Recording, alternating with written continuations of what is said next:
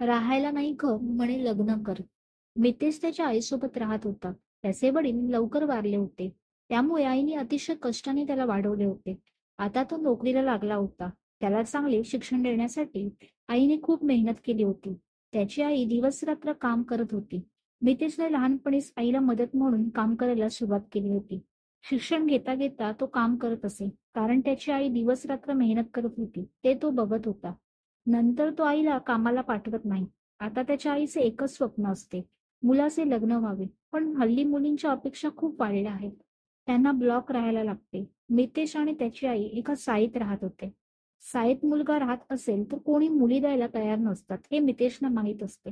पण तो आईला ते सांगत नाही, कारण तिला ते पटणार नाही. तिच्या इच्छेनुसार तो लग्न करायला तयार होतो. त्याची आई मुली बघू लागते, पण ब्लॉक नसल्याने कुठलीच मुलगी तयार नसते. आईला नंतर समजते, ती गावातील मुली बघू लागते. तिथे पण तीच स्थिती असते.